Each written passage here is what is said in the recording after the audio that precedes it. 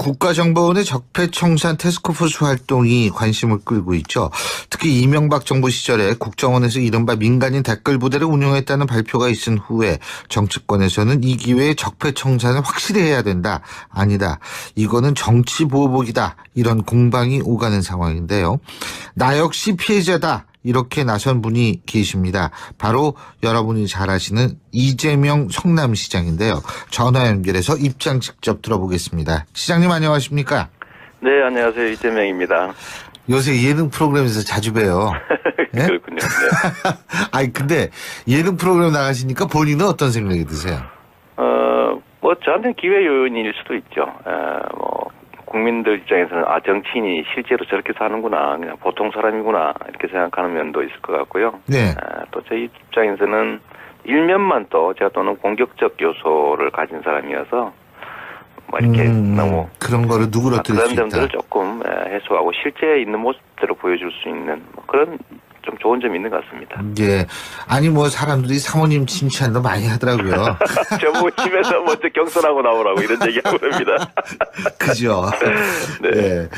자, 감사합니다. 근데 이재명 시장께서 나 역시 피해자다 이런 네네. 말씀이시다. 어떤 내용입니까 이게? 대체적으로 저희에 대해서 부정적 이미지를 가진 국민들이 아는 얘기라고 하는 게 이제 종북, 또 가족한테 욕했다는 폐륜, 또 논문 표절, 이런 거였는데요. 네. 이게 2012년부터 시작된 일이었고, 예. 네, 여기 이 종북, 폐륜, 표절 이런 얘기 배후에 전부 국정원이 실제로 끼어 있었습니다. 구체적인 증거가 있으세요? 물론 있죠. 첫째로 이게 시작된 것이 2012년이었는데 네. 그때 당시 통진당 수사가 시작된 시점이었는데요. 저희 가족한테 국정원 직원 김 과장이라는 친구가 이제 접근을 해가지고 예. 가족 분란을 만들어냈죠. 저희 형님한테 이재명이 간첩 30명하고 9월 말까지 구속된다. 간첩이다. 이렇게 얘기를 하는 거죠. 그러니까 우리 형님은 그 말을 100% 믿고 이제 국정원에 계속 출입하고 이러면서 저를 이제 종북 시장이다, 북한을 추종하는 시장이다 이런 식으로 대대적인 공개적 공격을 시작해서 집안 분란이 생겨나서 결국은 아주 안 좋은 일이 벌어졌죠. 그게 또 대대적으로 문제됐고요. 또 하나 이게 이제 종북 폐륜 시작이 됐던 겁니다. 또 하나는 이제 좀 전에 말씀드린 2012년부터였고 2013년에는 이제 논문 표절 얘기가 이제 문제가 되기 시작했는데 석사학위 논문이죠. 그 석사학위 논문을 가지고 국정원에 그 사람은 제가 이름을 압니다. 김 XX라고 하는 이 국정원 직원이 이제 해당 대학에 가가지고 이 논문 표절 이거 문제를 왜 해결을 안 하냐, 빨리 취소해라 이런 취지 압력을 가했고요. 근데 그건 녹음도 돼 있죠. 근데 그 후에 제가 최근에 제가 이제 이 별로 문제 없는 논문이다라는 최종 통보를 받았는데 대학에서 그 사이에 제가 하나 또 새롭게 알아낸 사실이 뭐냐면 이 해당 대학에서 회의록, 학칙 이런 것들을 조작을 했더라고요. 조작을 해서 예. 심사할 수 없는 논문을 심사했다고 하고 또 학칙을 저 때문에 바꿨다가 또 바꾸고 이런 행위가 드러나서 결국은 학교가 자기 졸업생을 공격을 한 건데 그럴 이유가 없지 않습니까 보통은 서류 조작까지 해가면서. 그래서 요거를 제가 공개적으로 곧 문제 삼을 생각인데 요거를 보면 해당 대학이 국정원의 압력 때문에 어쩔 수 없이 강요받았던 정황이죠. 서류 조작까지 해가면서 국정원이 논문 표절로 밀어붙였고 해당 대학은 근거도 없이 표절로 곧 취소할 것이다라는 언론 플레이까지 해가면서 학칙 만들어내고 또 고치고 회의록 만들고 이런 것들을 했던 걸 보면 국정원이 배후에서 심각한 압력을 행사했던 걸로 생각이 됩니다. 지금 국정원 TF에서 그럼 이 부분 조사하고 있는 것으로 알고 계세요? 저는 일단 이 자료들을 국정원 TF로 보냈죠. 국정원 TF에서 판단할 텐데 조사해야죠. 있을 수 없는 일 아닙니까? 근데 여기 좀 근본적인 뿌리를 보면 2011년 정도에 청와대가 성남시를 석 달간 내사하고 뭐 40쪽짜리 보고서를 만들어서 당시에 임태희 비서실장이 이명박 대통령한테 직접 직보했다라는 그런 보도가 있어요. 근데 그걸로 보면 그때부터 이게 기획돼서 뭐 체계적으로 계속됐던 것 같습니다. 근데 이제 이거는 여론 조작이 아니라 정치인 이 사찰 압력이죠, 그죠? 사찰 뭐 정치 공작이죠. 정치 공작, 그죠? 선거 개입 정치 공작이에요. 그 이명박 전 대통령에 대한 수사가 있을 수밖에 없다고 보십니까? 당연히 해야죠. 저는 뭐 4대강 예를 들면 각종 법령까지 어겨가면서 막 밀어붙였던 저는 그 거의 국고손실죄에 해당된다고 보고요. 그 외에도 예를 들면 제2롯데월드 이거 직권남용죄에 해당됩니다. 뭐 제가 그 당에 있을 때 한 10년 가까이 전이지만 그때도 뭐 매우 자주 많이 지적했던 거죠. 어떻게 공항 할주로를 바꿔가면서 건축허가를 내줄 수가 있습니까? 그런 거라든지 이 터무니없는 자원외교 이런 실상들을 다 조사를 꼭 해야 되고 특히 뭐 대통령 재임 시에는 공수처가 중단이 되니까 지금 한 4, 5년밖에 안 지난 거라서 거의 모든 범죄 행위에 대해서 다 처벌할 수 있습니다. 그래서 반드시 해야죠. 근데 이게 지금 이 야당 쪽에서는 정치적 의도가 의심된다. 적폐청산이라는 이름의 정치 보복이다. 이런 얘기를 하고 있는데요. 이게 합리적인 사회라면요. 죄를 지으면 합당한 벌을 받는 게 맞는 거죠. 그리고 이게 원래 권력과 책임은 같은 크기인 거예요. 그러니까 권력이 많으면 책임이 더 커지는 거죠. 근데 우리나라는 이 권력이 크면 책임이 적어지는 방향으로 지금까지 나라가 운영되어 왔습니다. 이제 좀 더 저발전 국가인 거죠.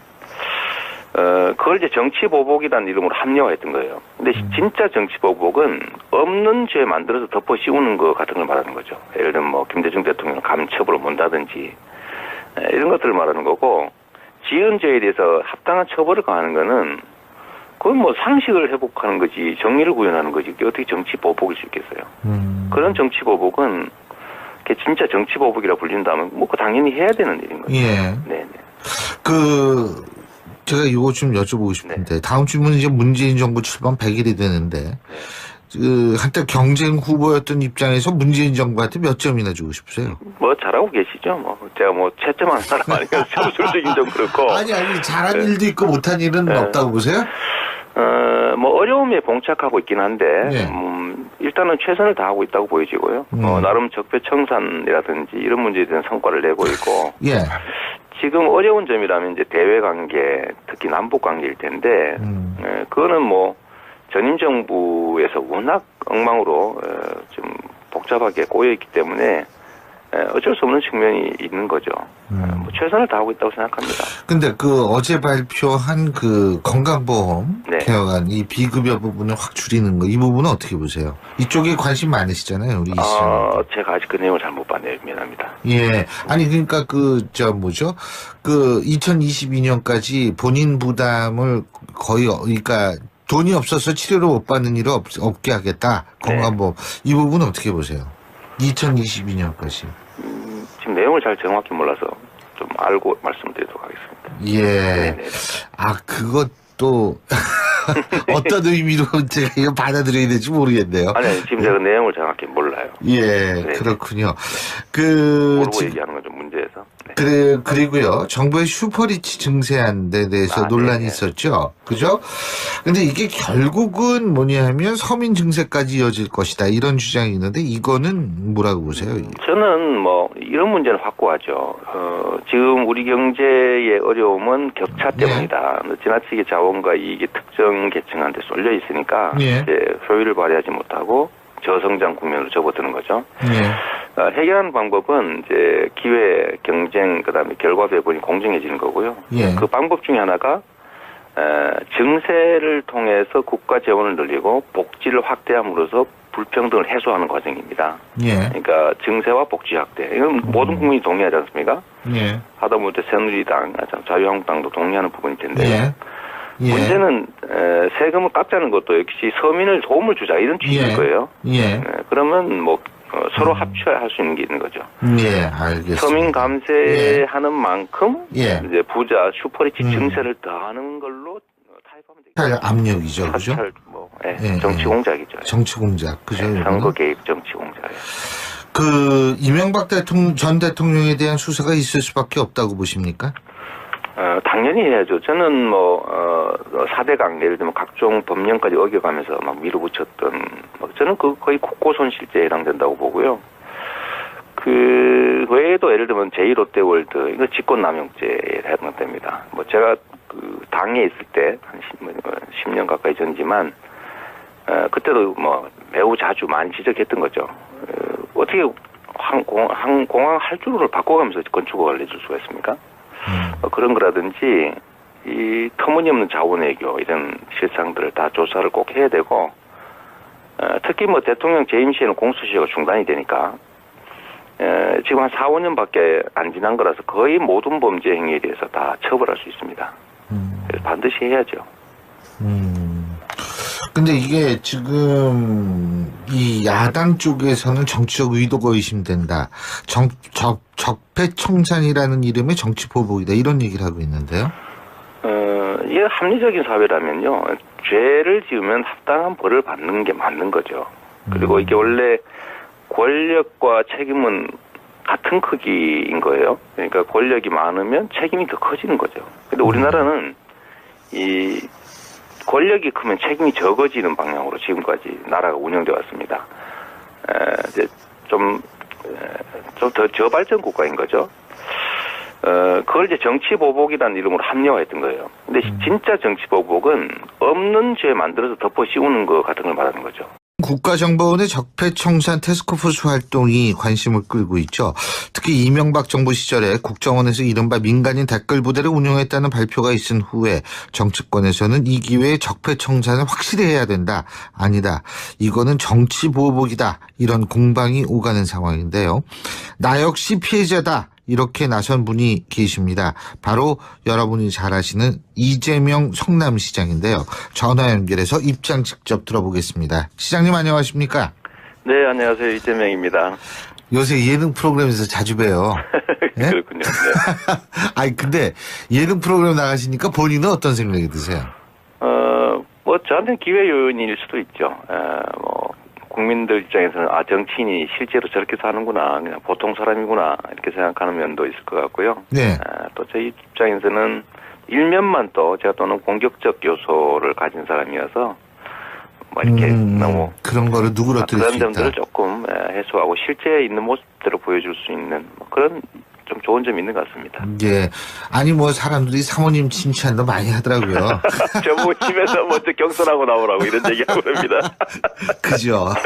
네. 네.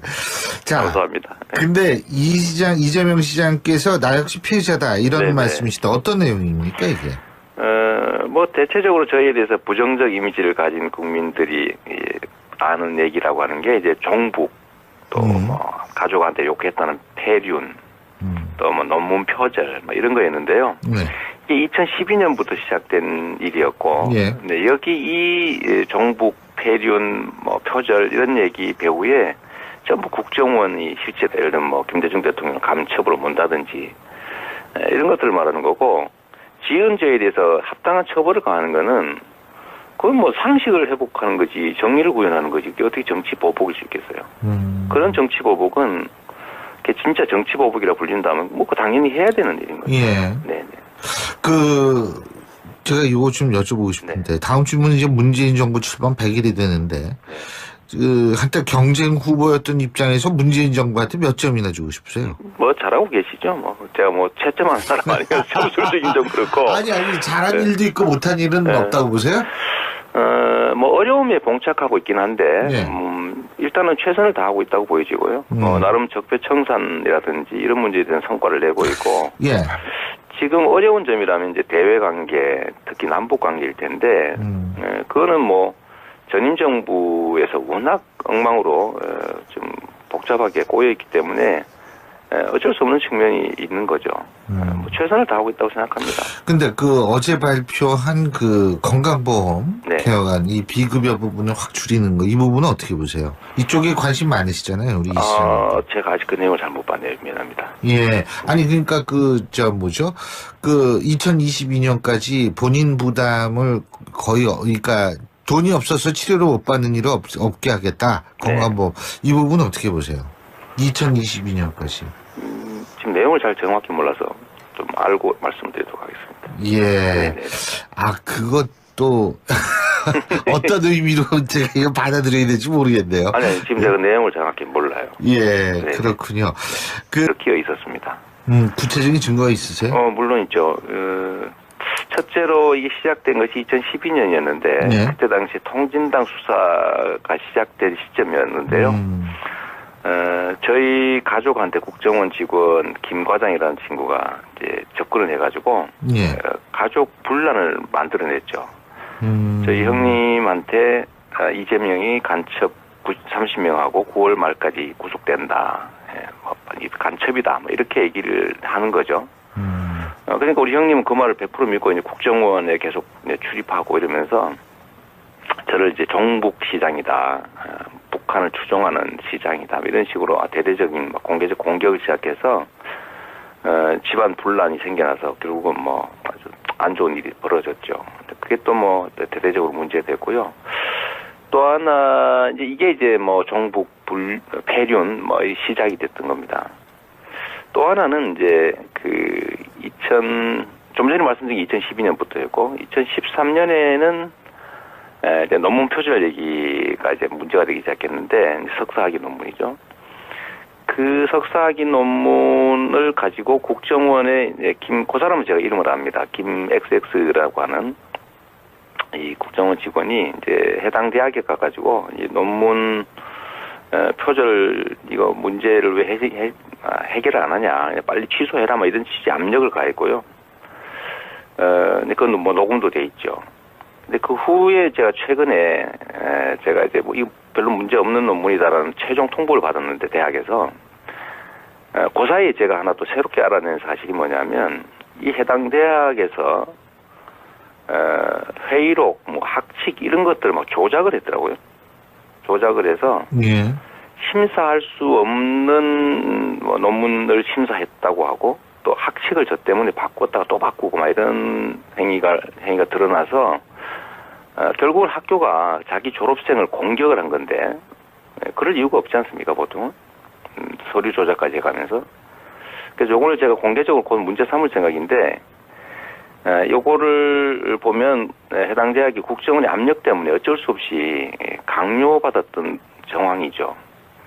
서류 조작까지 해가면서 국정원이 논문 표절로 밀어붙였고 해당 대학은 근거도 없이 뭐 표절로 곧 취소할 것이다라는 언론 플레이까지 해가면서 뭐 학칙 만들고 또 고치고 회의록 만들고 이런 것들을 했던 걸 보면 국정원이 배후에서 심각한 압력을 행사했던 걸로 생각이 됩니다. 지금 국정원 TF에서 그럼 이 부분 조사하고 있는 것으로 알고 계세요? 저는 일단 이 자료들을 국정원 TF로 보냈죠. 뭐 국정원 TF에서 판단할 텐데 조사해야죠. 있을 수 없는 일 아닙니까? 근데 여기 좀 근본적인 뿌리를 보면 2011년 정도에 청와대가 성남시를 석 달간 내사하고 뭐 40쪽짜리 보고서를 만들어서 당시에 임태희 비서실장이 이명박 대통령한테 직접 직보했다라는 그런 보도가 있어요. 근데 그걸로 보면 그때부터 이게 기획돼서 뭐 체계적으로 계속됐던 것 같습니다. 근데 이제 이거는 여론 조작이 아니라 정치인 이 사찰